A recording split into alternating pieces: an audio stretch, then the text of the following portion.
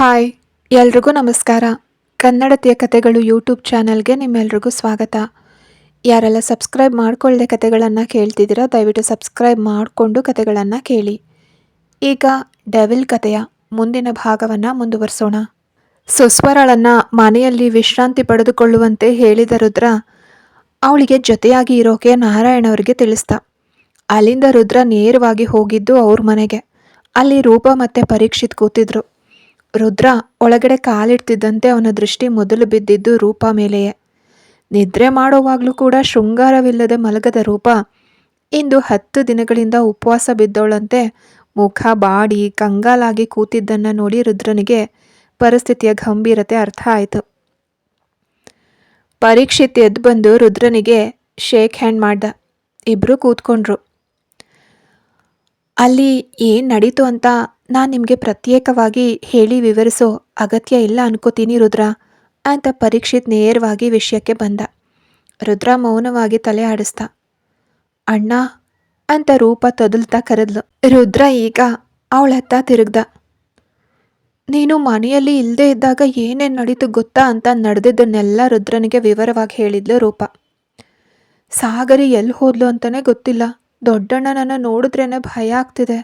ಸಾಗರಿಗೆ ಏನಾದರೂ ಆದರೆ ನನ್ನಿಂದ ಮುಂದೆ ಆಲೋಚನೆ ಮಾಡೋಕ್ಕೂ ಸಾಧ್ಯವಿಲ್ಲ ಅಂದ್ಲು ರೂಪ. ನಾನು ನೋಡ್ಕೊಳ್ತೀನಿ ಅಷ್ಟೇ ರುದ್ರನ ಮಾತು. ಅವನು ತಕ್ಷಣ ಎದ್ದು ನಿಂತ. ಪರೀಕ್ಷಿತ್ಗೆ ಹೊರಡೋದಾಗಿ ತಲೆ ಆಡಿಸಿ ವೇಗವಾಗಿ ಬಾಗಿಲಿನತ್ತ ಹೆಜ್ಜೆ ಹಾಕ್ತಾ ರುದ್ರ. ಅಣ್ಣ ಅನ್ನೋ ರೂಪಾಳ ಕರೆ ಅವನನ್ನು ತಡೆದು ನಿಲ್ಲಿಸಿತ್ತು. ಅವನು ನಿಂತೇ ಹೊರತು ಹಿಂತಿರುಗಿ ನೋಡಲಿಲ್ಲ. ಸಾರಿ ಅಣ್ಣ, ನಾನು ಯಾವುದೇ ರೀತಿಯಲ್ಲಿ ನಿನಗೆ ನೋವುಂಟು ಮಾಡಿದರೆ ಅಂದವಳು ಅದಕ್ಕಿಂತ ಮುಂದೆ ಮಾತಾಡೋಕ್ಕಾಗದೆ ತಡೆದು ನಿಂತಳು ರೂಪ. ರುದ್ರ ಸುದೀರ್ಘವಾದ ನಿಟ್ಟುಸಿರನ್ನು ಬಿಟ್ಟ. ಈಗ ಅವನ ನೋಟ ಈಗ ತನ್ನ ತಾಯಿಯ ಭಾವಚಿತ್ರ ತೂಗಾಡ್ತಿದ್ದ ದಿಕ್ಕಿನತ್ತ ತಿರುಗಿತ್ತು. ಕಂದ ರುದ್ರ, ಅವಳು ನಿನ್ನ ಜೊತೆಗೆ ಹುಟ್ಟವಳಲ್ವಾ? ನಿನ್ನನ್ನು ಬಿಟ್ಟರೆ ಅವಳಿಗೆ ಬೇರೆ ಯಾರಿದ್ದಾರೆ? ತನ್ನ ತಪ್ಪನ್ನು ಅರಿತು ಆಕೆ ಕ್ಷಮೆ ಕೇಳುವಾಗ ಕ್ಷಮಿಸೋದೇ ಉತ್ತಮನ ಲಕ್ಷಣ ಅಂತ ಯಶೋಧ ಗಾಳಿಯಂತೆ ತನ್ನ ಬಳಿ ಮಾತಾಡದಂತೆ ರುದ್ರನಿಗೆ ಭಾಸವಾಯಿತು. ಯಶೋಧ ಅವರ ಭಾವಚಿತ್ರಕ್ಕೆ ಹಾಕಿದ್ದ ಗಂಧದ ಹಾರ ಗಾಳಿ ಇಲ್ದಿದ್ರೂ ಲಘುವಾಗಿ ತೂಗಾಡಿತು. ಪರೀಕ್ಷಿತ್ ರೂಪಾಳನ್ನು ಸಮಾಧಾನ ಪಡಿಸ್ತಿದ್ದ. ರುದ್ರ ಕಣ್ಣುಗಳನ್ನು ಬಿಗಿಯಾಗಿ ಮುಚ್ಚಿ ತೆರೆದವನು ರೂಪ ಅಂತ ಕರೆದಾಗ ರುದ್ರನನ್ನು ನೋಡಿದ್ಲು ರೂಪ. ಅವಳನ್ನು ತನ್ನ ಬಳಿ ಬಾ ಅಂತ ಅವನು ತಲೆ ಆಡಿಸಿದಾಗ ಅವಳು ವೇಗವಾಗಿ ಅಣ್ಣನತ್ತ ಓಡಿ ಬಂದ್ಲು. ರುದ್ರನನ್ನು ಅಪ್ಕೊಂಡು ಜೋರಾಗಿ ಹತ್ಲು ರೂಪ. ಈ ಅಳು ಯಾವುದಕ್ಕೋಸ್ಕರ ಅಂತ ಅವಳಿಗೂ ತಿಳಿಲಿಲ್ಲ, ಅವನಿಗೂ ಅರ್ಥ ಆಗಲಿಲ್ಲ. ಆದರೆ ಯಶೋಧ ಬಯಸಿದ್ದ ರೂಪ ಈಗ ಇಲ್ಲಿದ್ದಾಳೆ ಅನ್ನೋದು ಮಾತ್ರ ಅವನಿಗೆ ಸ್ಪಷ್ಟವಾಗಿ ತಿಳಿತು. ಅಳಬೇಡ ರೂಪ, ನಾನು ನೋಡ್ಕೊಳ್ತೀನಿ ಅಂತ ಅವಳನ್ನು ಸಮಾಧಾನಪಡಿಸಿ ರುದ್ರ ವೇಗವಾಗಿ ಅಲ್ಲಿಂದ ಹೊರಟು ಹೋದ. ಇತ್ತ ಸಾಗರಿ ಪತ್ರ ಬರೆದಿಟ್ಟು ಹೋಗಿ ಇಂದಿಗೆ 2 ದಿನಗಳು ಕಳೆದಿವೆ. ದೆಹಲಿ ಸಿಟಿಯನ್ನೆಲ್ಲ ಜಾಲಾಡಿ ಹುಡುಕಿದ್ರೂ ಅವಳೆಲ್ಲೂ ಸಿಗಲಿಲ್ಲ. ಅಧಿಕೃತವಲ್ಲದ ರೀತಿಯಲ್ಲಿ ಅವಳನ್ನು ಪತ್ತೆ ಹಚ್ಚುವಂತೆ ಪೊಲೀಸರಿಗೆ ಬಲರಾಮ್ ಆದೇಶಿಸಿದ್ರು. ಕಾಣೆಯಾಗಿರೋಳನ್ನು ಹುಡುಕಬಹುದು, ಆದರೆ ತಾನಾಗಿಯೇ ಅಡಗಿಕೊಂಡಿರೋಳನ್ನು ಹುಡುಕೋದು ಹೇಗೆ? ಭದ್ರ ತನ್ನ ಜನರನ್ನು ಬಿಟ್ಟು ಹುಡುಕಿ ಸುಸ್ತಾಗಿದ್ದ.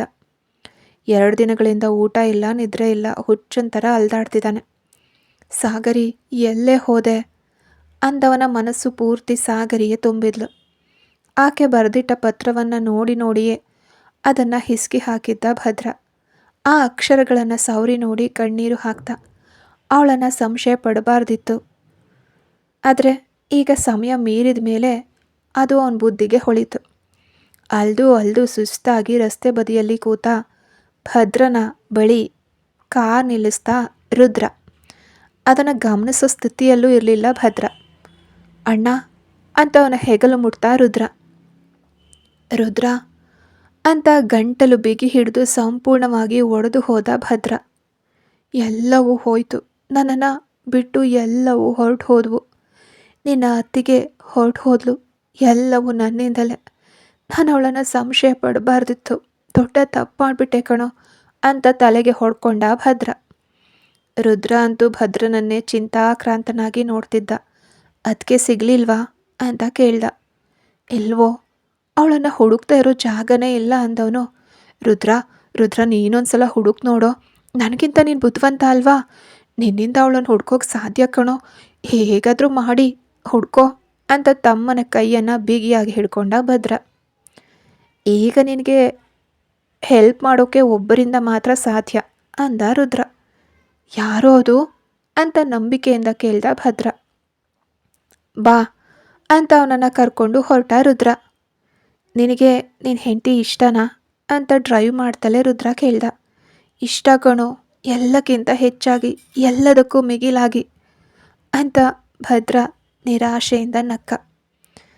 ಇದನ್ನು ಯಾವತ್ತಾದರೂ ಅವಳ ಬಳಿ ಹೇಳಿದ್ಯಾ ಅಂತ ಕೇಳ್ದ ರುದ್ರ. ಇಲ್ಲ ಅಂತ ಕಣ್ಣೀರಿನಿಂದಲೇ ತಲೆ ಆಡಿಸ್ತಾ ಭದ್ರ.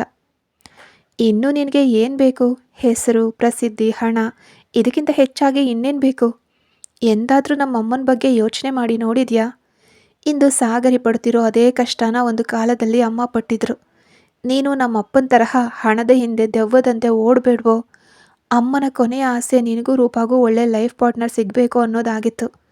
ಅವರು ಒಳ್ಳೆಯವರು, ಅದಕ್ಕೆ ಆ ಒಂದು ಆಸೆ ಆದರೂ ನೆರವೇರ್ತು. ಅಣ್ಣ, ಸಾಗರಿ ಮೇಲೆ ನೀನು ಕುರುಡಾಗಿ ಪ್ರೀತಿ ಇಟ್ಟಿದ್ಯಾ, ಆದರೆ ಅದನ್ನು ಬಲವಂತವಾಗಿ ಆಕೆ ಮೇಲೆ ಹೇರಬೇಡ ಅಂದ ರುದ್ರ. ರುದ್ರ ಹೇಳ್ತಿರೋದು ಭದ್ರಂಗೆ ಅರ್ಥ ಆಯಿತು. ಆಕೆ ಜೊತೆಯಲ್ಲಿದ್ದಾಗ ನಿರ್ಲಕ್ಷ್ಯ, ಈಗ ಒಂದೇ ಒಂದು ಬಾರಿ ಅವಳ ಮುಖ ನೋಡೋಕೆ ತವಕಿಸ್ತಿದ್ದಾನೆ. ಅದಕ್ಕಾಗಿ ತನ್ನ ಜೀವವನ್ನೇ ನೀಡಬೇಕಂದ್ರೂ ಕೊಡೋಕೆ ಸಿದ್ಧವಾಗಿದ್ದ ಭದ್ರ. ರುದ್ರ, ನಾನು ಅವಳನ್ನು ನೋಡಬೇಕು ಕಣೋ, ನಾನು ಮಾಡಿ ತಪ್ಪು ಅಂತ ಅವಳ ಬಳಿ ನಾನು ಸಾರಿ ಕೇಳಬೇಕು ಕಣೋ.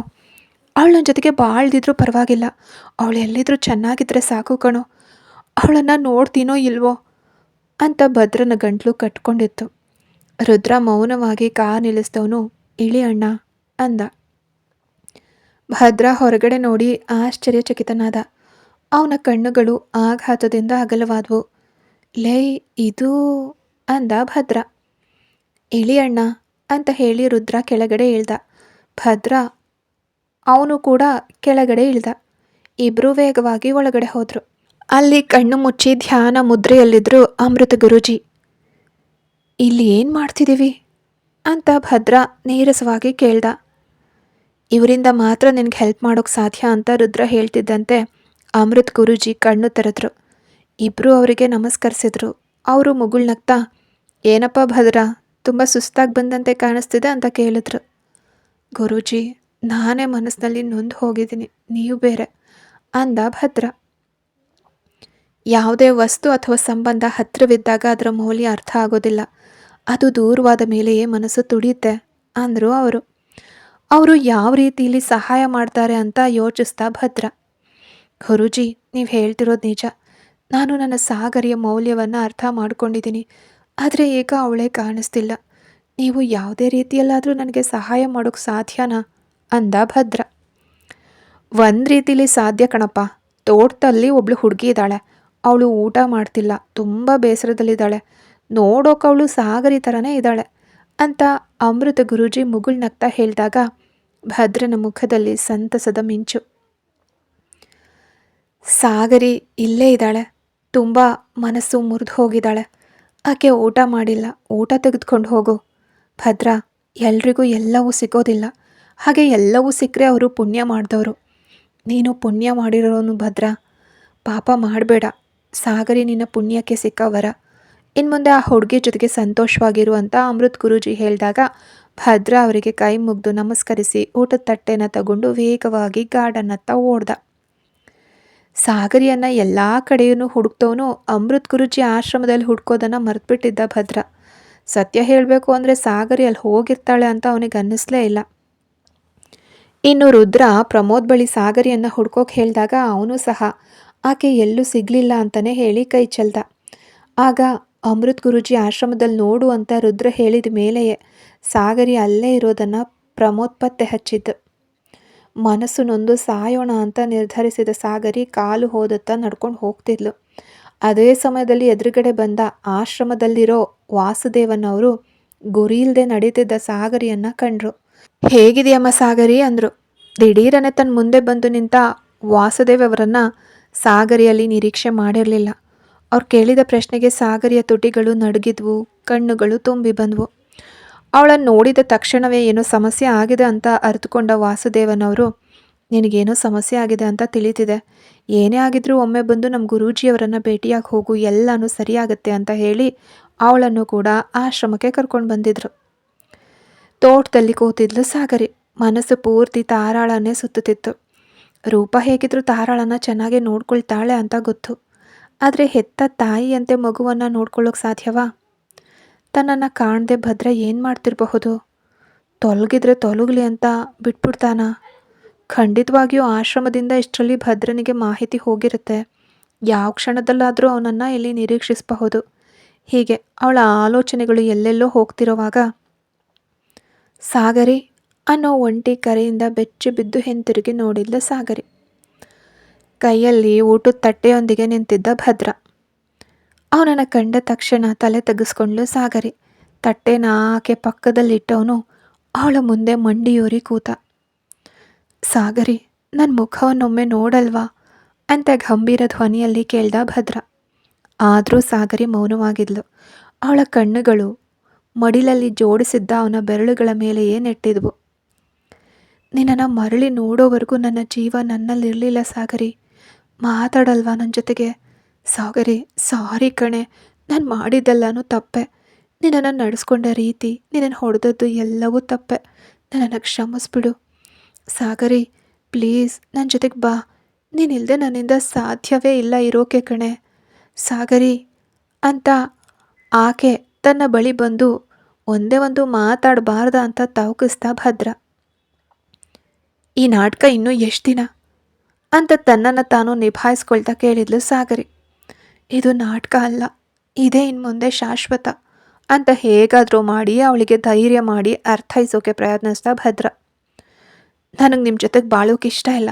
ಮಗುನ ನೀವೇ ಇಟ್ಕೊಳ್ಳಿ. ಅವಳನ್ನು ಚೆನ್ನಾಗಿ ಸಾಕಿ ಬೆಳೆಸಿ ದೊಡ್ಡವಳನ್ನಾಗಿ ಮಾಡಿ ನಾನು ಹೋಗ್ತೀನಿ ಅಂದ್ಲು ಸಾಗರಿ. ಎಲ್ಲಿಗೆ ಹೋಗ್ತೀಯಾ ಅಂದ ಭದ್ರ. ಅದನ್ನು ನಿಮಗೆ ಹೇಳಬೇಕಾಗಿರೋ ಅಗತ್ಯ ಇಲ್ಲ ಅಂದ್ಲು ಸಾಗರಿ. ಸಾಗರಿ, ಯಾಕೆ ಅರ್ಥ ಮಾಡ್ಕೊಳ್ತಿಲ್ಲ ನೀನು? ನಾನು ತಿದ್ಕೊಂಡು ಬದಲಾಗಿದ್ದೀನಿ ಕಣೆ. ನೀನು ನಾನು ಹೇಗಿರಬೇಕು ಅಂತ ಬಯಸಿದ್ಯೋ ನಾನು ಹಾಗೆಯೇ ಬದಲಾಗಿದ್ದೀನಿ. ಇನ್ನು ಮುಂದೆ ನಮ್ಮ ಜೀವನ ಸಂತೋಷವಾಗಿರುತ್ತೆ. ಪ್ಲೀಸ್ ನನಗೆ ಒಂದೇ ಒಂದು ಚಾನ್ಸ್ ಕೊಡು ಅಂತ ಗೋಗರ್ದ ಭದ್ರ. ಭಿಕ್ಷುಕಿ ಬಳಿ ಚಾನ್ಸ್ ಕೇಳ್ತಿದ್ದೀರಾ ಅಂದ್ಲು ಸಾಗರಿ. ಭಿಕ್ಷುಕಿ ಬಳಿಯೇ ನನ್ನ ಜೀವನವನ್ನು ಭಿಕ್ಷೆಯಾಗಿ ಕೇಳ್ತಿದ್ದೀನಿ ಅಂದ ಭದ್ರ. ಸಾಗರಿ ಭದ್ರನನ್ನೇ ಕಣ್ಣರಳಿಸಿ ನೋಡಿದ್ಲು. ನಿನ್ನ ಸೌಂದರ್ಯ ನೋಡಿ ಮದುವೆ ಆದೆ. ಈಗ ಆ ಸೌಂದರ್ಯ ನನ್ನ ಕಣ್ಣಿಗೆ ಕಾಣಿಸ್ತಿಲ್ಲ. ನನ್ನನ್ನು ಸಂಪೂರ್ಣವಾಗಿ ಒಳಗಿನಿಂದ ಸೆಳೀತಾ ಇರೋ ಈ ಕಣ್ಣುಗಳು ಮಾತ್ರ ನನಗೆ ಕಾಣಿಸ್ತಿವೆ. ಈ ಕಣ್ಣುಗಳನ್ನು ನೋಡ್ತಲೇ ಬಾಳಬೇಕು ಅನ್ನಿಸ್ತಿದೆ. ನನ್ನ ಬಳಿ ಮಾತಾಡ್ದಿದ್ರೂ ಪರವಾಗಿಲ್ಲ. ನೀನು ನನ್ನನ್ನು ನೋಡಲೇಬೇಕಿಲ್ಲ. ಆದರೆ ಒಂದೇ ಮನೆಯಲ್ಲಿರು, ಬೇರೆ ರೂಮ್ನಲ್ಲಿರು. ನನ್ನ ಜೊತೆಗೆ ನನ್ನ ಪಕ್ಕದಲ್ಲಿ ನೀನಿರೋ ಮನೆಯಲ್ಲೇ ನಾನಿರೋದೇ ನನಗೆ ಸಾಕು. ನಿನ್ನ ಮನಸ್ಸು ಬದಲಾಗೋವರೆಗೂ ನಾನು ಕಾಯ್ತೀನಿ ಸಾಗರಿ. ದಯವಿಟ್ಟು ನನ್ನನ್ನು ನಂಬು ಅಂದವನು ಸಾಗರಿ ನಿರೀಕ್ಷೆಯನ್ನೇ ಮಾಡದ ಒಂದನ್ನು ಭದ್ರ ಮಾಡ್ದ. ಅವಳ ಕಾಲುಗಳನ್ನು ಮುಟ್ತ. ಎಲ್ಲವನ್ನ ಮಾಡಿ ಈಗ ಕಾಲು ಹಿಡಿತಿದ್ದಾನೆ ಅನ್ಕೋಬೇಡ. ಇದುವರೆಗೂ ನನ್ನ ಜೀವನದಲ್ಲಿ ಯಾರಿಂದಲೂ ನಾನು ಆಶೀರ್ವಾದ ಸಹ ಪಡೆದಿಲ್ಲ. ಅಂತಹ ನಾನು ನನ್ನ ಜೀವನವನ್ನು ನಿನ್ನ ಕಾಲಡಿಯಲ್ಲಿಡ್ತಿದ್ದೀನಿ. ಅದನ್ನು ಗೌರವಿಸೋದೋ ತುಳಿಯೋದೋ ನಿನ್ನ ಕಾಲಿಗೆ ಬಿಟ್ಟಿದ್ದು ಅಂದ ಭದ್ರ. ಸಾಗರಿಗೆ ಅಳು ಉಕ್ಕಿ ಬಂದಿತ್ತು. 1000 ಇರಲಿ. ಆಕೆ ಪ್ರೀತಿಸಿದ ಮನಸ್ಸು ಭದ್ರನತ್ತ ವಾಲಿತ್ತು. ಆತನನ್ನು ಅರಿತ ದಿನದಿಂದ ಒಮ್ಮೆಯೂ ಅವನು ಯಾರ ಬಳಿಯೂ ಇಷ್ಟೊಂದು ತಗ್ಗಿ ನಡೆದಿಲ್ಲ ಅನ್ನೋದು ಆಕೆಗೆ ತಿಳಿದಿತ್ತು. ಇಂದು ಅವಳಿಗೋಸ್ಕರ ಮಾತ್ರವೇ ಅವನು ಬಂದು ನಿಂತಿದ್ದಾನೆ. ಊಟ ನಿದ್ರೆ ಇಲ್ಲದೆ ಅವನು ಕೂಡ ಕಂಗಾಲಾಗಿದ್ದ. ಸಾಗರಿಯಿಂದ ಅದಕ್ಕಿಂತ ಹೆಚ್ಚಾಗಿ ಕೋಪವನ್ನು ಹಿಡಿದಿಟ್ಕೊಳ್ಳೋಕೆ ಸಾಧ್ಯವಾಗಲಿಲ್ಲ. ಆತನ ಕೆನ್ನೆಗೆ ಒಂದು ಪೆಟ್ಟು ಕೊಟ್ಲು. ಭದ್ರ ನಕ್ಕ. ಇನ್ನೊಂದು ಕೆನ್ನೆಗೂ ಹೊಡೆದ್ಲು. ನಂತರ ಅವನ ಎದೆಗೆ ಗುದ್ದಿದ್ಲು. ಅವನ ತಲೆ ಕೂದಲು ಹಿಡಿದು ಜಗ್ಗಿದ್ಲು. ಯಾವುದಕ್ಕೂ ಭದ್ರ ಚಲಿಸಲಿಲ್ಲ. ಮಾನಸಿಕ ಒತ್ತಡದಲ್ಲಿ ಅವಳು ಹಿಂಗೆ ಮಾಡ್ತಿರೋದು ಕೃತ್ಯ ಅಂತ ಅವನಿಗೆ ಮನಸ್ಸಿಗೆ ಅರ್ಥವಾಗಿತ್ತು. ಯಾಕೋ ಯಾಕೋ ನನ್ನನ್ನು ಹೀಗೆ ಅಳಿಸ್ತೀಯಾ? ನನ್ನ ಪ್ರೀತಿ ನಿನಗೆ ತಿಳಿಲಿಲ್ವಾ? ನಿನ್ನನ್ನು ಹೊರತುಪಡಿಸಿ ನಾನು ಬೇರೊಬ್ಬನ ಜೊತೆಗೆ ಹೋಗ್ತೀನಿ ಅಂತ ನಿನಗೆ ಹೆಂಗೆ ಅನ್ನಿಸ್ತು? ಹೆಂಗೆ ನೀನು ಆ ರೀತಿ ಎಲ್ಲ ಯೋಚನೆ ಮಾಡಿದೆ? ನಿನ್ನನ್ನು ಬಿಟ್ಟು ನಾನು ಹೋಗ್ತೀನಾ? ಯಾವುದೋ ಒಂದು ದಿನ ನೀನು ನನ್ನನ್ನು ಅರ್ಥ ಮಾಡ್ಕೋತೀಯಾ ಅಂತ ಎಷ್ಟು ದಿನ ಕಾಯ್ತಿದ್ದೆ ಅಂತ ಅವನ ಶರ್ಟ್ ಹಿಡಿದು ಕಿರ್ಚಿದ್ಲು ಸಾಗರಿ. ಅರ್ಥ ಮಾಡ್ಕೊಂಡೆ ಕಣೆ ಅಂತ ಭದ್ರ ನಕ್ಕ. ಸಾಗರಿ ಅವನ ಕುತ್ತಿಗೆನ ಅಪ್ಕೊಂಡು ಹತ್ಲು. ಭದ್ರನ ಕಣ್ಣುಗಳಲ್ಲೂ ಕಣ್ಣೀರು. ಇನ್ನು ಮುಂದೆ ನಿನ್ನನ್ನು ಅಳೋಕೆ ಬಿಡೋದಿಲ್ಲ ಸಾಗರಿ, ನಿನ್ನ ಇಷ್ಟವೇ ನನ್ನ ಜೀವನ ಅಂದ ಭದ್ರ.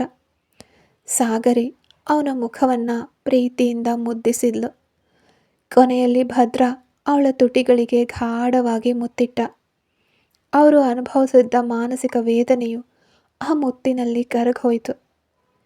ನೀನು ಊಟ ಮಾಡಿಲ್ವಲ್ಲ ಅಂತ ಊಟವನ್ನು ಕಲಸಿ ಅವಳ ಬಾಯಿಯ ಬಳಿಗೆ ತಂದ. ನೀವು ಅಂದ್ಲು ಅವಳು. ನೀನು ಸಿಕ್ಕಿದ್ದೆ ನನಗೆ ಹೊಟ್ಟೆ ತುಂಬ್ದಂತಾಯ್ತು ಅಂದ ಗಂಡನ ಕೈಯಿಂದ ತಿಂದಿದ್ದಕ್ಕೆ ಹೊಟ್ಟೆ ಜೊತೆಗೆ ಸಾಗರಿಯ ಮನಸ್ಸು ಕೂಡ ತುಂಬಿ ಬಂತು. ಇಬ್ಬರು ಅಮೃತ್ ಗುರೂಜಿಯ ಕಾಲಿಗೆ ಬಿದ್ದು ನಮಸ್ಕರಿಸಿದ್ರು. ರುದ್ರ ಅವರನ್ನು ಕರ್ಕೊಂಡು ಮನೆಗೆ ಹೊರಟ. ಸುಸ್ವರ ಹೇಗಿದ್ದಾಳೆ ಅಂತ ಸಾಗರಿ ಮೆಲ್ಲನೆ ರುದ್ರನ ಹತ್ರ ಕೇಳಿದ್ಲು. ಅವಳು ಚೆನ್ನಾಗಿದ್ದಾಳೆ, ಸ್ವಲ್ಪ ಹುಷಾರಿಲ್ಲ, 2 ದಿನಗಳಲ್ಲಿ ಮನೆಗೆ ಕರ್ಕೊಂಡು ಬರ್ತೀನಿ ಅಂತ ಅಷ್ಟಕ್ಕೆ ಮಾತು ಮುಗಿಸ್ತಾ ರುದ್ರ. ಭದ್ರ ಮತ್ತು ಸಾಗರಿಯನ್ನು ಮನೆಯಲ್ಲಿ ಬಿಟ್ಟು ರುದ್ರ ನೇರವಾಗಿ ತನ್ನ ಮನೆಗೆ ಹೋದ. 2 ದಿನಗಳಲ್ಲಿ ಹೇಳಿದಂತೆ ಸುಸ್ವರ ಮತ್ತು ನಾರಾಯಣವರನ್ನು ಕರ್ಕೊಂಡು ಅವ್ರ ಮನೆಗೆ ಹೋದ ರುದ್ರ. ಅಷ್ಟರಲ್ಲಿ ಭದ್ರನ ಮೂಲಕ ನಡೆದದ್ದನ್ನೆಲ್ಲ ತಿಳ್ಕೊಂಡಿದ್ಲು ಸಾಗರಿ. ಆದರೆ ತನಗೆ ನಡೆದ ಯಾವುದನ್ನು ರುದ್ರ ತನ್ನ ಹೆಂಡತಿ ಮತ್ತು ಮಾವನ ಬಳಿ ಬಾಯಿ ಬಿಟ್ಟಿರಲಿಲ್ಲ. ಕಣ್ಣೀರು ತುಂಬಿಕೊಂಡ ಸಾಗರಿ ತಂಗಿಯನ್ನು ಅಪ್ಕೊಂಡ್ಲು. ಬನ್ನಿ ಮಾವ, ಹೇಗಿದ್ದೀರಾ ಅಂತ ಭದ್ರ ಕೇಳಿದಾಗ ನಾರಾಯಣ ಅವ್ರಿಗಂತೂ ತಲೆ ಸುತ್ತೆ ಬಂದಂತಾಯ್ತು. ನಾನು ಚೆನ್ನಾಗಿದ್ದೀನಿ ಅಳಿಯಂದ್ರೆ, ನೀವು ಅಂತ ಅವರು ತಡವರಿಸ್ತಾ ಮಾತಾಡಿದಾಗಲೇ ಭದ್ರನಿಗೆ ತಾನು ಅವರಲ್ಲಿ ಇದುವರೆಗೆ ನಡ್ಕೊಂಡ ರೀತಿ ಎಂಥದ್ದು ಅನ್ನೋದು ಅರಿವಾಯಿತು. ರೂಪಾಗೆ ತನ್ನ ಅಣ್ಣಂದಿರ ಸಮಸ್ಯೆಗಳೆಲ್ಲವೂ ಸುಖಾಂತ್ಯ ಕಂಡಿದ್ದು ಕೂಡ ದೊಡ್ಡ ನೆಮ್ಮದಿ ನೀಡಿತು. ಸಾಗರಿ ವಾಪಸ್ ಮನೆಗೆ ಬಂದಿದ್ದನ್ನು ಕಂಡು ಅವಳಿಗೆ ತುಂಬ ಸಂತೋಷ ಆಯಿತು. ಆದರೆ ಅವಳ ಬಳಿ ಹೋಗಿ ಕ್ಷೇಮ ವಿಚಾರಿಸೋದಕ್ಕಾಗಲಿ ಸಾಮೀಪ್ಯ ಬೆಳೆಸ್ಕೊಳ್ಳೋಕ್ಕಾಗಲಿ ರೂಪ ಪ್ರಯತ್ನಿಸಲಿಲ್ಲ. ರೂಪಾ, ಸಾರಿ ಕಣಮ್ಮ, ನಿನ್ನ ಬಳಿ ತುಂಬ ಹಾರ್ಷಾಗಿ ನಡ್ಕೊಂಡೆ ಅಂತ ಅಂದು ರೂಪಾಳ ಬಳಿ ನಡ್ಕೊಂಡ ರೀತಿಗೆ ಕ್ಷಮೆ ಯಾಚಿಸ್ತಾ ಭದ್ರ. ಇಟ್ಸ್ ಓಕೆ ಅಣ್ಣ, ಹೇಗೋ ನೀನು ಮತ್ತು ಅವಳು ಸಂತೋಷವಾಗಿದ್ದರೆ ಅಷ್ಟೇ ಸಾಕು ಅಂದ್ಲು ರೂಪ. ನೀನು ಸಾಗರಿ ಬಗ್ಗೆ ನನ್ನ ಹತ್ರ ಹೇಳಿದ್ದನ್ನೆಲ್ಲ ನಾನು ಅವಳಿಗೆ ಹೇಳಿದೆ. ನಿನ್ನ ಹತ್ರ ಮಾತಾಡಬೇಕು, ನಿನಗೆ ಥ್ಯಾಂಕ್ಸ್ ಹೇಳಬೇಕು ಅಂತ ಸಾಗರಿ ಅಂದ್ಕೋತಿದ್ದಾಳೆ ಅಂತ ತಡವರಿಸ್ತಾ ಹೇಳ್ದ ಭದ್ರ. ಅದೆಲ್ಲ ಏನೂ ಬೇಡ ಅಣ್ಣ, ನಾನು ಇನ್ನೊಂದು ಮನೆಗೆ ಹೋಗಿ ಬಾಳ್ಬೇಕಾಗಿರೋ ಹುಡುಗಿ. ನನ್ನ ಕುಟುಂಬವನ್ನು ಮಾತ್ರ ನಾನು ನೋಡ್ಕೋಬೇಕು. ನಿಮ್ಮ ಕುಟುಂಬದ ಸಮಸ್ಯೆನ ನೀವೇ ನೋಡ್ಕೊಳ್ಳಿ. ಈಗಲೂ ನಾನು ಹೇಳ್ತೀನಿ, ನನಗೆ ಸಾಗರಿ ಇಷ್ಟ ಇಲ್ಲ, ಅದೇ ರೀತಿ ಅವಳ ತಂಗಿ ಕೂಡ. ತಾರಾ ಹೇಗೋ ಹಾಗೆಯೇ ರುದ್ರ ಅಣ್ಣನಿಗೆ ಹುಟ್ಟೋ ಮಗು ಕೂಡ ನನಗೆ ಮುಖ್ಯ. ಒಬ್ಬರ ಇಷ್ಟ ಕಷ್ಟಗಳಲ್ಲಿ ಯಾರಿಂದಲೂ ಹಸ್ತಕ್ಷೇಪ ಮಾಡೋಕ್ಕೆ ಸಾಧ್ಯ ಇಲ್ಲ. ಇನ್ನು ಮುಂದೆ ನನ್ನಿಂದ ನಿಮ್ಮ ಕುಟುಂಬದಲ್ಲಿ ಯಾವುದೇ ರೀತಿ ಸಮಸ್ಯೆ ಬರೋದಿಲ್ಲ. ಅಗತ್ಯವಿದ್ದರೆ ಮಾತ್ರ ಸಾಗರಿಯ ಬಳಿ ಮಾತಾಡ್ತೀನಿ, ಉಳ್ದಂತೆ ಏನೂ ಇಲ್ಲ ಅಂದ್ಲು ರೂಪ. ಕಾಲ ಎಲ್ಲವನ್ನ ಬದಲಾಯಿಸುತ್ತೆ. ಮೃಗದಂತಿದ್ದ ನಾನೇ ಬದಲಾಗಿಲ್ವಾ? ರೂಪಾಗೂ ಒಂದಿನ ಎಲ್ಲವೂ ಅರ್ಥ ಆಗುತ್ತೆ ಅಂತ ಮನಸ್ಸಿಗೆ ಸಮಾಧಾನ ಮಾಡಿಕೊಂಡ ಭದ್ರ. ಇನ್ನು ಬಲರಾಮ್ ಅವರ ವಿಷಯಕ್ಕೆ ಬಂದರೆ ಹೇಗೋ ಅವ್ರ ಮನೆಯ ಸಮಸ್ಯೆ ಬಗೆಹರಿದಿತ್ತು. ಇನ್ನೂ 2 ದಿನಗಳು ಮಗಳ ಜೊತೆಗಿದ್ದು ಊರಿಗೆ ಹೊರಟರು ನಾರಾಯಣ್. ತಮ್ಮ ಜೊತೆಯಲ್ಲೇ ಶಾಶ್ವತವಾಗಿ ಉಳ್ಕೊಳ್ಳುವಂತೆ ರುದ್ರ ಒತ್ತಾಯಿಸಿದ್ರು ಕೂಡ ನಾರಾಯಣ್ ಅದಕ್ಕೆ ನಿರಾಕರಿಸಿದ್ರು. ಅಳಿಯಂದ್ರು ತಮಗೆ ಗೌರವ ಕೊಡೋದೇ ದೊಡ್ಡ ವಿಷಯವಾಗಿ ಕಂಡಿತ್ತು ಅವರಿಗೆ. ಅವ್ರ ಮನೆಯಲ್ಲಿ ಕೂತು ಉಣ್ಣೋಕೆ ಸ್ವಾಭಿಮಾನ ಒಪ್ಪದ ಕಾರಣ ಅಲ್ಲಿಂದ ಹೊರಟು ಬಿಟ್ರು ನಾರಾಯಣ್. ಆದರೆ ಈ ಬಾರಿ ಮನಃಶಾಂತಿಯಿಂದ ಊರಿಗೆ ಹಿಂತಿರುಗಿದ್ರು ನಾರಾಯಣ್ ಅವರು. ರಾತ್ರಿ ಎಲ್ಲ ಕೆಲಸಗಳನ್ನು ಮುಗಿಸಿ ಬೆಡ್ಗೆ ಬಂದು ಬಿದ್ಲು ಸುಸ್ವರ. ರುದ್ರ ತನ್ನ ಆಫೀಸ್ ರೂಮ್ನಲ್ಲಿದ್ದ. ಅವನಿಗೋಸ್ಕರ ಕಾಯ್ತಾ ಸಮಯವೇ ಸರಿದು ಹೋಯ್ತು. ತಾಳ್ಮೆಗೆಟ್ಟವಳು ಅವನನ್ನು ಹುಡ್ಕೊಂಡು ಹೋದ್ಲು. ಸುಸ್ವರ, ನೀನು ಮಲಗು, ನನಗೆ ಕೆಲಸ ಇದೆ ಅಂತ ಕಂಪ್ಯೂಟರ್ನಲ್ಲಿ ಗಮನವಿಟ್ಟು ಹೇಳ್ದ ರುದ್ರ. ವೇಗವಾಗಿ ಅವನ ಬಳಿಗೆ ಹೋದವಳು, ಹೌದು, ಯಾವಾಗ ನೋಡಿದ್ರೂ ಈ ಕಂಪ್ಯೂಟರ್ನ ಅಪ್ಕೊಂಡು ಅಳ್ತೀರಿ, ಇದೇ ನಿಮಗೆ ಮಗು ಹೆತ್ಕೊಡುತ್ತೆ ನೋಡಿ ಅಂತ ದಿಢೀರನೆ ಅವಳು ಬಂದು ಗಲಾಟೆ ಮಾಡಿದ್ದನ್ನು ಕಂಡು ರುದ್ರ ಅವಳನ್ನು ಮೌನವಾಗಿ ನೋಡ್ದ. ಏನಾಯಿತು ನಿನಗೆ ಅನ್ನೋವಂತೆ. ನನಗೆ ನಿದ್ರೆ ಬರ್ತಿದೆ ಅಂದ್ಲು ಸುಸ್ವರ. ಹೋಗಿ ಮಲ್ಗು ಅಂತ ಹೇಳಿದ್ನಲ್ಲ ಅಂದ ರುದ್ರ. ನೀವು ಬನ್ನಿ ಅಂದ್ಲು ಅವಳು. ಕೆಲಸ ಇದೆಯೇ ಅಂದ ಅವನು. ಅದೆಲ್ಲ ನಾಳೆ ನೋಡ್ಕೊಳ್ಳಿ ಅಂದ್ಲು ಅವಳು. ಸುಸ್ವರ, ನೀನು ಹೋಗಿ ಮಲ್ಗು ಅಂದ ಅವನು. ಸಾಧ್ಯವೇ ಇಲ್ಲ ಅಂದ್ಲು ಅವಳು. ಛೇ, ಏನೇ ಬೇಕು ನಿನಗೆ ಅಂದ ಅವನು. ನೀವೇ ಬೇಕು, ಇದಕ್ಕಿಂತ ಹೆಚ್ಚಾಗಿ ನನ್ನಿಂದ ಹೇಳೋಕ್ಕೆ ಸಾಧ್ಯ ಇಲ್ಲ ಅಂದ್ಲು. ರುದ್ರ ಆಶ್ಚರ್ಯಾನಂದದಿಂದ ಅವಳನ್ನು ನೋಡ್ದ. ತುಟಿ ಹಿಂಡಿ ಕಣ್ಣು ಅಗಲಿಸಿ ಅವನನ್ನು ಕೋಪದಿಂದ ನೋಡ್ತಿದ್ಲು ಸುಸ್ವರ. ಸುಸ್ವರ ಅಂತ ಕೈ ಚಾಚಿ ಅವಳನ್ನು ಕರೆದ ರುದ್ರ. ಏನು ಬೇಡ, ನಿಮಗೆ ಕೆಲಸ ಇದೆ ಅಲ್ವಾ ಅಂತ ಅವನ ಬಳಿ ಮುಖ ಮುರಿತಾ ವೇಗವಾಗಿ ತಮ್ಮ ರೂಮಿಗೆ ಓಡ್ಬಂದ್ಲು. ಅದಕ್ಕಿಂತ ಮೇಲೆ ಎಲ್ಲಿ ಕೆಲಸ ಓಡುತ್ತೆ ಅವನಿಗೆ. ಅವನು ಕೂಡ ಅವಳನ್ನೇ ಹಿಂಬಾಲಿಸಿದ ವೇಗವಾಗಿ. ಬೆಡ್ ಮೇಲೆ ಕೂತಿದ್ಲು ಸುಸ್ವರ. ಅವಳು ಒದ್ದಾಡ್ತಿದ್ರು ಬಿಡದೆ ಅವಳನ್ನು ಹಾಗೆ ಎತ್ತಿ ತನ್ನ ಮಡ್ಲಲ್ಲಿ ಕೂರಿಸ್ಕೊಂಡ. ಓಯ್ ಅಂದ ರುದ್ರ. ಹ್ಞೂ ಅಂದ್ಲು ಅವಳು. ನನ್ನ ನೋಡು ಅಂದ ರುದ್ರ. ಹ್ಞೂ ಅಂದ್ಲು ಅವಳು. ಓಕೆನಾ ನಿನಗೆ ಅಂದ ರುದ್ರ. ನನಗೆ ಯಾವತ್ತೋ ಓಕೆ ಅಂದ್ಲು ಅವಳು. ಹಾಗಂದ್ರೆ ನಾನೇ ತಡ ಮಾಡಿದ್ನಾ ಅಂದ ರುದ್ರ. ತುಟಿ ಕಚ್ಕೊಂಡು ಮೌನವಾಗಿದ್ಲು ಸುಸ್ವರ. ನಾಚಿಕೆ ಅವಳನ್ನು ಆವರಿಸಿತ್ತು. ಹಕ್ಕಿನಿಂದ ಪ್ರೀತಿಯಿಂದ ಅವಳ ಮುಖದಾದ್ಯಂತ ಮೃದುವಾಗಿ ಮುದ್ದಿಸತೊಡಗಿದ್ದ ರುದ್ರ. ಪ್ರತಿಯೊಂದು ಮುತ್ತಿಗೂ ಸುಸ್ವರ ನಸುನಗ್ತಾ ಅವನ ಕುತ್ತಿಗೆಯ ಕೂದಲನ್ನು ಬಿಗಿಯಾಗಿ ಹಿಡ್ಕೊಂಡ್ಳು. ಅವಳ ನಾಚಿಕೆ ಮತ್ತು ನಸುನಗು ಅವನಿಗೆ ಪ್ರೇರಣೆ ನೀಡಿತ್ತು. ತಾಪ ಸ್ಪರ್ಧೆಗೆ ಬಿದ್ದು ರಾತ್ರಿಯ ಆಧಿಪತ್ಯದಲ್ಲಿ ಉಡುಪುಗಳು ವಿದಾಯ ಹೇಳಿದ್ವು. ಮೃದುವಾದ ಹೂವಿನಂತೆ ಅವಳನ್ನು ಹಾಸಿಗೆ ಮೇಲೆ ಮಲಗಿಸಿದವನು ಅದೇ ಮೃದುತ್ವವನ್ನು ಅವಳ ಬಳಿ ಬಳಸೋಕೆ ಬಯಸ್ದ. ಹೆಣ್ಣಿನ ಮೃದುತ್ವಕ್ಕೆ ಗಂಡಿನ ಗಡಸುತನ ಸಾಟಿ ಆಗುತ್ತಾ? ಅವನ ಗಡಸುತನ ಅವನಿಗೆ ತಿಳಿಯದೇ ಹೊರಹೊಮ್ಮಿತ್ತು. ಅವಳಿಗೆ ನೋವಾಗಬಾರ್ದು ಅಂತ ಎಷ್ಟೇ ತನ್ನನ್ನು ತಾನು ನಿಯಂತ್ರಿಸ್ಕೊಂಡ್ರೂ ಅವನ ಪ್ರತಿಯೊಂದು ಒತ್ತಡಕ್ಕೂ ಅವಳ ಕಣ್ಣುಗಳಿಂದ ಕಣ್ಣೀರು ಸುರಿತು. ಕಣ್ಣಿಗೆ ಅಭ್ಯಾಸವಾದ ಕತ್ತಲಲ್ಲೂ ರುದ್ರನ ಕಣ್ಣಿಗೆ ಸುಸ್ವರಳ ಕಣ್ಣೀರು ಕಾಣಿಸಿ ಅವನು ತಡಬಡಾಯಿಸ್ದ. ರಿಲ್ಯಾಕ್ಸ್ ಬೇಬಿ ಅಂತ ಪ್ರತಿಯೊಂದು ಒತ್ತಡಕ್ಕೂ ಆಕೆಯ ಕಿವಿಯಲ್ಲಿ ಮಂತ್ರದಂತೆ ಜಪಿಸ್ತಿದ್ದ ರುದ್ರ. ತಕ್ಷಣವೇ ತನ್ನ ತಾಪವನ್ನು ಆಕೆಯ ಬಳಿ ತೋರಿಸಿದ್ರೆ ಹೆದರಿ ಬಿಡ್ತಾಳೆ ಅಂತ ತನ್ನನ್ನು ಹೆಚ್ಚಾಗಿ ನಿಯಂತ್ರಿಸಿಕೊಂಡು ತನ್ನ ಜೀವವನ್ನು ಆಕೆಯ ಗರ್ಭದೊಳಗಡೆ ಹಾಯಿಸ್ದ ರುದ್ರ. ಕಾಲುಗಳು ನಡುಗ್ತಾ ಇಡೀ ದೇಹವೇ ಕಂಪಿಸಿ ತೂಗಿ ಬಿದ್ಲು ಸುಸ್ವರ. ಅವಳನ್ನು ತನ್ನ ಎದೆ ಮೇಲೆ ಹೊತ್ತವನು, ತುಂಬ ನೋವಾಯ್ತಾ, ಸಣ್ಣ ಮಗುವನ್ನು ತುಂಬ ಕಾಡಿಸ್ಬಿಟ್ನಾ ಅಂದ ರುದ್ರ. ಆ ಸ್ಥಿತಿಯಲ್ಲೂ ತನ್ನ ರೋಷವನ್ನು ಬಿಡದೆ, ಯಾರು ಸಣ್ಣ ಮಗು, ಅದೆಲ್ಲ ನನಗೇನು ನೋವಾಗಿಲ್ಲ, ನಿಮಗೆ ಸಾಧ್ಯ ಆಗ್ತಿಲ್ಲ ಅಂತ ಒಪ್ಕೊಳ್ಳಿ ಅಂತ ಹಠದಿಂದ ಸುಸ್ವರ ಮಾತಾಡಿದಾಗ, ಈ ಬಾಯಿ ಇದೆಯಲ್ಲ ನಿನಗೆ ಅಡಗೋದೇ ಇಲ್ಲ ಅಂತ ಆಕೆಯ ತುಟಿಗಳಿಗೆ ಗಾಢವಾಗಿ ಮುತ್ತಿಟ್ಟವನು ಮತ್ತೊಮ್ಮೆ ತೀವ್ರವಾಗಿಯೇ ಅವಳನ್ನು ಆವರಿಸ್ದ. ಇಬ್ಬರ ಮನಸ್ಸಿನಲ್ಲಿದ್ದ ಗತಕಾಲದ ಕಹಿ ಘಟನೆಗಳು ಮಾಯವಾಗಿ ಸಂತೋಷ ಮಾತ್ರ ತುಂಬಿಕೊಂಡಿತ್ತು. 3 ತಿಂಗಳ ನಂತರ ಪರೀಕ್ಷಿತ್ ಮತ್ತು ರೂಪಾ ಮದುವೆ. ಈಗ ಕುಟುಂಬ ಒಂದಾಗಿದ್ರೂ ಬಲರಾಮ್ ಮಾತ್ರ ಬದಲಾಗಲೇ ಇಲ್ಲ. ಭದ್ರ ಅವರ ಮಾತಿಗೆ ತಾಳ ಹಾಕೋದನ್ನೆಲ್ಲ ನಿಲ್ಲಿಸ್ಬಿಟ್ಟಿದ್ದ. ಹೆಂಡತಿಯ ಮಾತೆ ಅವನಿಗೆ ಮಂತ್ರವಾಗಿತ್ತು. ಭದ್ರ ರುದ್ರನನ್ನು ಒಂದೇ ಮನೆಯಲ್ಲಿರೋಕೆ ಕರೆದ್ರೂ ರುದ್ರ ಅದಕ್ಕೆ ನಿರಾಕರಿಸ್ದ. ಇಂದು ಅವರ ಒಬ್ಬಳೇ ತಂಗಿ ರೂಪಾದೇವಿಯ ಮದುವೆ. ಯಶೋಧ ಅವರು ಬಯಸಿದಂತೆಯೇ ರೂಪಾಳನ್ನು ಅರ್ಥ ಮಾಡಿಕೊಂಡ ಒಳ್ಳೆ ಗುಣವುಳ್ಳ ಅಳಿಯ ಸಿಕ್ಬಿಟ್ಟ. ಇಬ್ಬರು ಸೊಸೆಯಂದರು ಮದುವೆ ಕೆಲಸಗಳನ್ನು ಮಾಡಿದರು. ಗಟ್ಟಿ ಮೇಳ ಮೊಳಗಿ ಅಕ್ಷತೆ ತೂರಿ ಪರೀಕ್ಷಿತ್ ರೂಪಾದೇವಿಯ ಕುತ್ತಿಗೆಗೆ 3 ಗಂಟು ಹಾಕಿ ಅವಳನ್ನು ತನ್ನ ಅರ್ಧಾಂಗಿಯನ್ನಾಗಿ ಮಾಡಿಕೊಂಡ. ಮುಖವಿಡೀ ಅರಳಿದಂತೆ ಗಂಡನ ಪಕ್ಕದಲ್ಲಿ ನಿಂತು ದಂಪತಿಗಳಿಗೆ ಅಕ್ಷತೆ ತೂರಿ ನಗ್ತಿದ್ಲು ಸುಸ್ವರ. ಭದ್ರ ಕೈಯಲ್ಲಿ ತಾರಳನ್ನು ಎತ್ಕೊಂಡು ಸಾಗರಿಯ ಬಳಿ ಏನೋ ಹೇಳಿ ನಕ್ಕ.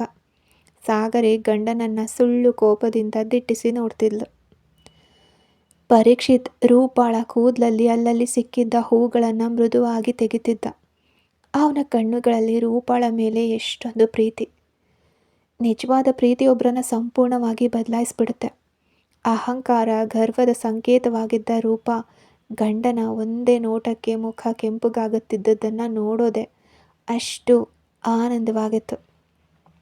ಅಮ್ಮ, ನೀವು ಹ್ಯಾಪಿನಾ ಅಂತ ಮಾನಸಿಕವಾಗಿ ಮನಸ್ಸಲ್ಲೇ ಯಶೋಧ ಅವ್ರ ಬಳಿ ಮಾತಾಡ್ತಿದ್ದ ರುದ್ರ. ಒಂದು ಕ್ಷಣ ಯಶೋಧ ಆಸೆಯಿಂದ ಮುಡ್ಕೊಳ್ಳೋ ಮಲ್ಲಿಗೆ ಹೂವಿನ ಪರಿಮಳವನ್ನು ಅಲ್ಲಿ ರುದ್ರನಿಗೆ ಆಸ್ವಾದಿಸೋಕೆ ಸಾಧ್ಯವಾಯಿತು. ಅದು ಯಶೋಧ ಅವರ ಆಶೀರ್ವಾದ. 2 ವರ್ಷಗಳ ನಂತರ ಅಮೃತಾಳ ಸಮಾಧಿಯ ಮುಂದೆ ನಿಂತಿದ್ದ ರುದ್ರ.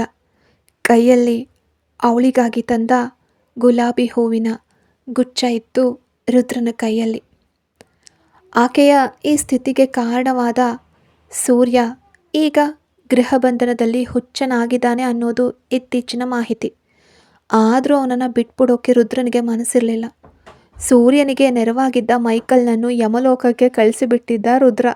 ಅಮೃತ, ನೀನು ಬಯಸ್ದಂತೆಯೇ ಈಗ ನಾನು ಸಂತೋಷವಾಗಿದ್ದೀನಿ ಅಂದ ರುದ್ರ. ಕೊನೆಯದಾಗಿ ಅಮೃತಾಳ ಪೋಷಕರನ್ನು ಭೇಟಿಯಾದಾಗ ಅವರು ಹೇಳಿದ ಮಾತುಗಳು ರುದ್ರನ ನೆನಪಿಗೆ ಬಂದವು ಈಗ. ರುದ್ರ, ನೀನು ಅಂದ್ಕೊಳ್ಳುವಂತೆ ನನ್ನ ಮಗಳು ಅಷ್ಟು ಸುಲಭವಾಗಿ ಸಾಯಲಿಲ್ಲ. ಮಾನಸಿಕವಾಗಿ ತುಂಬ ಕಷ್ಟ ಅನುಭವಿಸಿಯೇ ಸತ್ಲು. ಅಂದು ರಾತ್ರಿ ನಿನಗೆ ಡ್ರಗ್ಸ್ ಕೊಟ್ಟವಳು ಅದು ತಪ್ಪು ಅಂತ ತಿಳಿದು ತುಂಬ ಡಿಪ್ರೆಸ್ ಆಗಿಬಿಟ್ಲು. ಆ ಸಮಯದಲ್ಲಿ ಅವಳಿಗೆ ಏನು ಮಾಡಬೇಕು ಅಂತಲೇ ತಿಳಿಲಿಲ್ಲ. ನೇರವಾಗಿ ಸೂರ್ಯನನ್ನು ನೋಡೋಕೆ ಹೋದ್ಲು. ತನ್ನ ಕಷ್ಟವನ್ನು ಹೇಳಿ ಅಳೋವಾಗ ಸೂರ್ಯ ಅವಳಿಗೆ ಸಾಂತ್ವನ ಹೇಳುವಂತೆ ಅವರಿಬ್ಬರ ನಡುವೆ ಫಿಸಿಕಲ್ ರಿಲೇಷನ್ಶಿಪ್ ನಡೆದು ಹೋಯಿತು. ಅಮೃತ ಪ್ರಜ್ಞಾಪೂರ್ವಕವಾಗಿ ಇದನ್ನು ಮಾಡಲಿಲ್ಲ.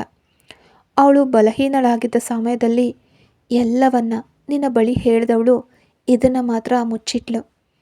ಅವಳಿಗೆ ನಿನ್ನನ್ನು ಫೇಸ್ ಮಾಡೋಕ್ಕೆ ಸಾಧ್ಯವಾಗಲಿಲ್ಲ.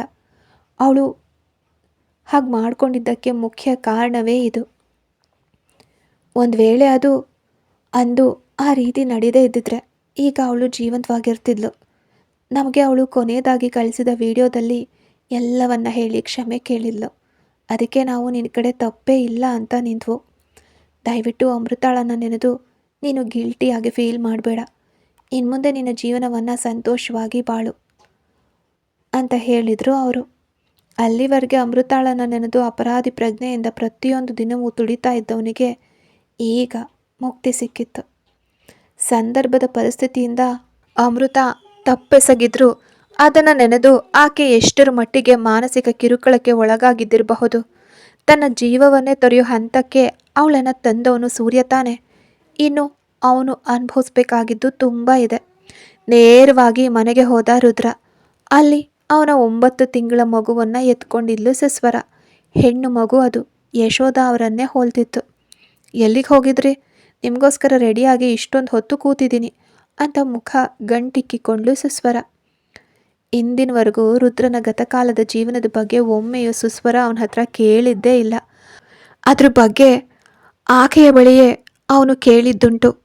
ಊರೆಲ್ಲ ನನ್ನನ್ನು ಕೊಲೆಗಾರ ಅಂತಿದೆ. ನೀನ್ಯಾಕೆ ನನ್ನ ಬಳಿ ಯಾವುದ್ರ ಬಗ್ಗೆಯೂ ಕೇಳೋದಿಲ್ಲ ಅಂದ. ಯಾರು ಹೇಳಿದ್ರೆ ಏನು? ನನಗೆ ನೀವು ಒಳ್ಳೆಯವರು. ಕಣ್ಣಾರೆ ನೋಡದೆ ಬೇರೆಯವ್ರ ಮಾತನ್ನು ನಾನು ಯಾಕೆ ನಂಬಬೇಕು? ನಿಮ್ಮ ಬಳಿ ಎಲ್ಲದಕ್ಕೂ ಒಂದು ಕಾರಣ ಇರುತ್ತೆ. ಮುಗಿದು ಹೋದ ನಿಮ್ಮ ಹಳೆ ಜೀವನದ ಬಗ್ಗೆ ಮಾತಾಡಿ ನಿಮಗೆ ನೋವುಂಟು ಮಾಡೋಕ್ಕೆ ನನ್ನಿಂದ ಸಾಧ್ಯ ಇಲ್ಲ. ನೀವೇನೇ ಮಾಡಿದ್ರೂ ಅದರಲ್ಲಿ ಒಂದು ನ್ಯಾಯ ಇರುತ್ತೆ ಅಂದ್ಲು ಸುಸ್ವರ. ಹುಚ್ಚಿ ಅಂತ ಎಲ್ಲರಿಂದಲೂ ಕರೆಯಲ್ಪಟ್ಟವಳು ತನ್ನನ್ನು ಅರ್ಥ ಮಾಡ್ಕೊಂಡಿರೋದನ್ನು ಕಂಡು ವಿಸ್ಮಯಗೊಂಡ ರುದ್ರ. ಅವಳನ್ನು ಸಮಾಧಾನಪಡಿಸೋಕೆ ಒಂದು ಮುತ್ತು ಕೊಟ್ಟವನು ಮಗಳು ವೃಂದಾಳನ್ನು ಎತ್ಕೊಂಡು ಹೆಂಡತಿಯನ್ನು ಕರ್ಕೊಂಡು ಭದ್ರನ ಮನೆಗೆ ಬಂದ. ಭದ್ರ ಮತ್ತು ಸಾಗರಿಯ 2ನೇ ಮಗುವನ್ನು ತೊಟ್ಟಿಲಿಗೆ ಹಾಕೋ ಸಮಾರಂಭ. ಕುಟುಂಬದ ಸದಸ್ಯರು ಮಾತ್ರವೇ ಬಂದಿದ್ರು. ನಾರಾಯಣವರು ಅಲ್ಲೇ ಇದ್ದರು. ರೂಪಾಗೆ ಈಗ 6ನೇ ತಿಂಗಳು ನಡೀತಿದೆ. ಗಂಡು ಮಗು ವಂಶಿಕೃಷ್ಣ ಅಂತ ಹೆಸರಿಟ್ಟು ಸಂಭ್ರಮಿಸಿದ್ರು ಭದ್ರನ ಮಗನಿಗೆ. ಸಾಗರಿಯ ಮುಖದಲ್ಲಿದ್ದ ಅರಳುವಿಕೆಯನ್ನು ಮಾತುಗಳಲ್ಲಿ ಹೇಳೋಕೆ ಸಾಧ್ಯವಿಲ್ಲ. ಆಕೆಯನ್ನು ಹೂವಿನಂತೆ ತಾಗಿದ್ದ ಭದ್ರ. ಇವೆಲ್ಲವನ್ನ ಮೂಲೆಯಲ್ಲಿ ಕೂತು ನೋಡ್ತಿದ್ರು ಬಲರಾಮ್. ಪ್ರತಿಯೊಬ್ಬರ ಆಟಕ್ಕೂ ಭಗವಂತ ಒಂದು ಲೆಕ್ಕ ಇಟ್ಟಿರ್ತಾನೆ ಅನ್ನೋದನ್ನು ಇತ್ತೀಚೆಗೆ ಅರ್ಥ ಮಾಡ್ಕೊಂಡಿದ್ರು ಬಲರಾಮ್. ಅಂದು ಯಶೋಧ ಮಂಚದ ಮೇಲೆ ಬಿದ್ದಿದ್ದಾಗ ಅವರನ್ನು ತಿರುಗಿಯೂ ನೋಡಲಿಲ್ಲ. ಈಗ ಅದೇ ಸ್ಥಿತಿಯಲ್ಲಿದ್ದರು ಬಲರಾಮ್. ದಿಢೀರನೆ ಒಂದಿನ ಬಾತ್ರೂಮ್ನಲ್ಲಿ ಜಾರ್ ಬಿದ್ದು ತಲೆ ಹಿಂಭಾಗಕ್ಕೆ ಬಲವಾದ ಪೆಟ್ಟು ಬಿದ್ದಿತ್ತು. ಆಘಾತದಲ್ಲಿ ಒಂದು ಕಡೆ ಕೈಕಾಲು ಸ್ವಾಧೀನ ತಪ್ಪಿ ಹಾಸಿಗೆ ಹಿಡಿದ್ರು. ಯಾವ ಸೊಸೆಯನ್ನು ಕೀಳಾಗಿ ಮಾತಾಡಿದ್ರೋ ಅದೇ ಸೊಸೆಯಾದ ಸಾಗರಿ ಇಂದು ಅವರನ್ನು ತಾಯಿಯಂತೆ ನೋಡ್ಕೊಳ್ತಿದ್ದಾಳೆ. ಸಮಯಕ್ಕೆ ಸರಿಯಾಗಿ ಊಟ ಔಷಧಿ ಅಂತ ಆಕೆ ಎಷ್ಟೇ ನೋಡಿಕೊಂಡ್ರೂ ಕಾಲ ಮೀರಿದ ಮೇಲೆ ಸಂಗಾತಿಯನ್ನೇ ಹೆಚ್ಚಾಗಿ ಹುಡುಕಿತ್ತು ಬಲರಾಮ್ ಅವರ ಮನಸ್ಸು. ಯಶೋಧ ಅವರು ಮಾತ್ರ ಇದ್ದಿದ್ರೆ ಅಂತ ಅವರು ಯೋಚಿಸದೇ ಇರೋಕೆ ಸಾಧ್ಯವಾಗಲಿಲ್ಲ. ಅಲ್ಲಿ ಗೋಡೆಯಲ್ಲಿ ಭಾವಚಿತ್ರವಾಗಿ ತೂಗ್ತಾ ಇದ್ದ ಹೆಂಡತಿಯನ್ನು ನೋಡಿ, ನೀನು ಬಯಸ್ದಂತೆಯೇ ನಮ್ಮ ಕುಟುಂಬ ಈಗ ಒಂದಾಗಿದೆ. ಆದರೆ ಅದನ್ನು ನೋಡೋಕೆ ಮಾತ್ರ ನೀನಿಲ್ಲ. ಯಶೋಧ, ನೀನಿದ್ದಾಗ ನಿನ್ನ ಮೌಲ್ಯ ನನಗೆ ಅರ್ಥ ಆಗಲಿಲ್ಲ. ಈಗ ಮನಸ್ಸು ನಿನ್ನನ್ನೇ ತುಂಬ ಹುಡುಕ್ತದೆ. ನಿನಗೆ ನಾನು ಮಾಡಿದ ಪಾಪಗಳಿಗಾಗಿ ನನ್ನನ್ನು ಕ್ಷಮಿಸ್ತೀಯಾ ಅಂತ ಮಾನಸಿಕವಾಗಿ ಮನಸ್ಸಲ್ಲೇ ಯಶೋಧ ಅವರ ಬಳಿ ಕ್ಷಮೆ ಕೇಳಿದ್ರು ಬಲರಾಮ್. ಒಂದು ಕ್ಷಣ ಮಲ್ಲಿಗೆ ಹೂವಿನ ಪರಿಮಳ ಅವರು ಕೇಳಿದ ಕ್ಷಮೆಯನ್ನು ಆಶೀರ್ವದಿಸಿ ಹೋಯಿತು. ಗತಕಾಲದ ಅಗತ್ಯ ಇಲ್ಲ, ಭವಿಷ್ಯದ ಅರಿವಿಲ್ಲ. ಈ ಕ್ಷಣ ನನ್ನ ಬಳಿ ನೀನಿದ್ರೆ ಅದುವೇ ಸಾಕು. ಪ್ರೀತಿ ಸಂಪೂರ್ಣ. ಕತೆ ಇಲ್ಲಿಗೆ ಮುಗೀತು. ಡೆವಿಲ್ ಅನ್ಕೊಂಡಿದ್ದ ರುದ್ರ ಡೆವಿಲ್ ಆಗಿರಲಿಲ್ಲ. ನಿಜವಾಗ್ಲೂ ಡೆವಿಲ್ ಆಗಿದ್ದ ಭದ್ರ ಈಗ ಹೀರೋ ಆಗಿ ಬದಲಾಗಿದ್ದ. ಕತೆ ನಿಮಗೆಲ್ರಿಗೂ ಇಷ್ಟ ಆಗಿದೆ ಅಂತ ಭಾವಿಸ್ತೀನಿ. ಕತೆ ಹೇಗಿತ್ತು ಅಂತ ಕಮೆಂಟ್ ಮಾಡಿ.